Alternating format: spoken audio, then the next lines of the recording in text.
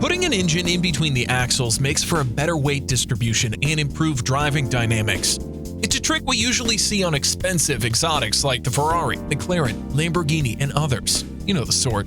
But having an engine in the middle isn't just for the one percenters. No. There are many more for us dirty peasants too. Hey everyone, I'm a peasant's type, and in this episode, a really big ass, a man riding a horse, and 7 mid-engine cars for the masses. Number 7. What a better way to start the list than with a Volkswagen, a mid-engine people's car. I say Volkswagen because most of the Porsche 914 models that were sold were 4-cylinder, and those were supposed to have a VW badge at the front. How so? Well, the 914 was a joint development between the two companies, where the 6-cylinder version would be an entry-model Porsche and the 4-cylinder version would be the halo car for the VW. Sadly, during the development time, the VW boss died and the new one didn't really like the agreement. Some words were exchanged yada yada, and Volkswagen pulled out at the last moment, leaving Porsche with the car. And what a car it was! Light, simple, nippy, somewhat ugly, and very practical. You can actually carry a lot of luggage in the front and rear trunks, including the entire roof. Volkswagen parts meant that it was cheap to buy and cheap to maintain, which is why the VW 4-cylinder outsold the Porsche 6 by a huge margin. Huge. Sure, it was low on power, but there wasn't much weight to slow it down either. Honestly, this is one great, well-thought-out car. So what if it was designed in Minecraft? Number 6. You know what? My friend Andy from Big Car is doing a whole documentary on MGF, so it's best if he tells you about this one. Take it away, Andy. For the price, the amount of smiles the MGF produced was hard to beat. Yes, you could go the usual route and buy a Mazda MX-5 like everyone else on the street, but the MGF had an engine right behind your back, just like those more expensive sports cars. And although roadsters are more about open-top fun than sheer outright speed, this one could get you to 60 in under 7 seconds. Plus those twisty corners were handled by funky hydro-pneumatic suspension like on the Citroën DS. Who says a sports car shouldn't have a smooth ride? Yes, it had shockingly large panel gaps, and yes, the engine tended to go bang because Rover overlooked where they should put the engine temperature sensor, but let's not dwell on silly things like reliability. Buy one now and you can get a serious bargain. This lucky devil got one for just £420. They say you can't put a price on happiness, but this guy has, and it's probably the best £420 he's ever spent. If you'd like the whole MGF story from start to finish, head over to the Big Car channel via the link in the description, where you'll find histories of the MGF and many other classic cars from around the world. Thanks, Andy. Number 5. But maybe British cars are not your cup of tea, and instead you'd rather have something more reliable. Well, in that case, there's the Toyota Mr. 2. Japan's first mid-engine rear-drive 2-seater, an economy sports car that was focused on driving experience, not lap times.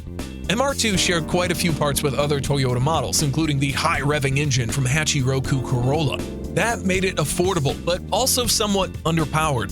Still, what it lacked in grunt, Mr. 2 made up for with the handling. Low weight, perfect balance, and a Lotus-engineered chassis made for one lively little car. However, with the second generation, Toyota really went for it. Bigger body, bigger turbocharged engine, and much bigger power output. Because of its smoother looks, people called it a poor man's Ferrari, which is bullshit. MR2 was faster down the straight line than the 348. It was also quicker than the NSX and Supra, but everyone seems to have forgotten about that little detail. For the third gen, Toyota went back to basics, making the MR2 more about driving experience than performance numbers, because that is what matters more. Number 4. Mid-engine supercars can be very large. Lamborghini Aventador, for example, is the widest production car in the world right now, and that makes it somewhat unwieldy when navigating city streets. Not good. So how far can you shrink a supercar and still retain some of the sportiness and fun? As Honda will prove it to us, very far. It's the S660, a K-car whose tiny dimensions and even tinier engine are regulated by the Japanese government. It's not fast, but on the flip side, you can get a light and maneuverable car that is cheap to buy, cheap to run, and cheap to insure.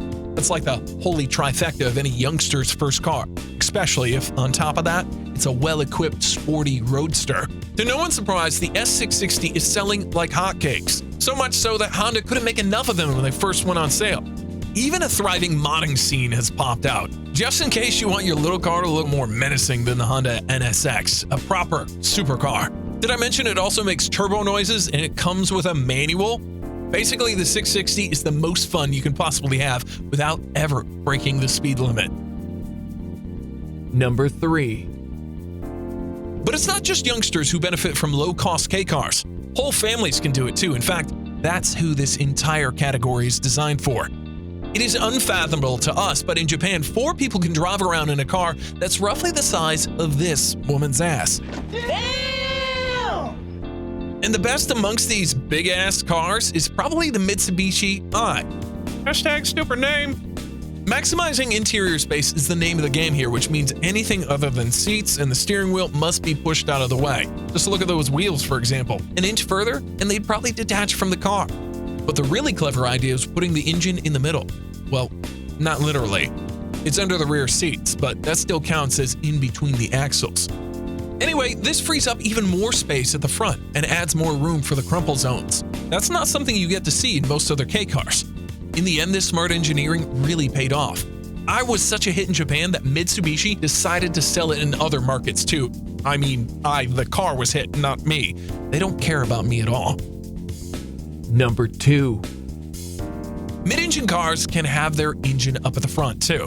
As long as it's in between the axles, it qualifies. There are actually many such front mid-engine cars. But since we're talking about cars for the masses, there's really only one that stands out: Mazda MX-5. It's the world's best-selling sports car ever. Over 1 million sold and spanning 4 generations. Just yesterday, 70 more were sold. So what lies behind its success? Well, it's affordable. Always has been. It's also Japanese. And that means reliability, which means you get to save some money in the long run. But the main reason is that the Miata is so much fun to drive. It is dopamine on wheels. Thanks to the mid-engine layout, yes, it's mid-engine, deal with it, the weight distribution is perfect 50-50, and it's not like there's much weight to distribute. Mazda was obsessed with shaving as much of it as possible, so anything that could have been lighter was made so. Couple that with a rear-wheel drive, driver-focused cabin, potent engines, and you get what in Mazda they call Jinba Yatai, oneness of horse and rider. Number 1. So after exploring every idea in every category of affordable mid-engine cars, we've come to a full circle to a proper supercar, the Corvette C8. Except this supercar is actually affordable. Say what? I don't know if there was ever such a category before. Supercar for the masses. Those are exotic cars aimed only at the richest. The closest us peasants ever had were the Nissan GTR, which is an insanely fast sports car, and the previous Vet, which is an insanely fast muscle car. And now we have this, a real deal. 490 horsepower, exotic, modern, digitized, and beautifully built supercar that sells for just $59,999 US. Okay, it's not like everyone has this kind of money just lying around, but consider what else costs the same. This SUV, or this saloon, or this freaking supercar. Do you see now why this is such a big deal? Audi R8 will cost you 3 times as much, and it will still be slower to 60. Basically, the C8 Corvette has grabbed the automotive world by the balls and has no intention of letting go. It'll just rip them off when the ZR1 with the rumored 800 horsepower engine comes out. Oof. By the way, what do you guys think of the styling? Comment below and try to guess which of the other 3 cars nearly made it onto the list.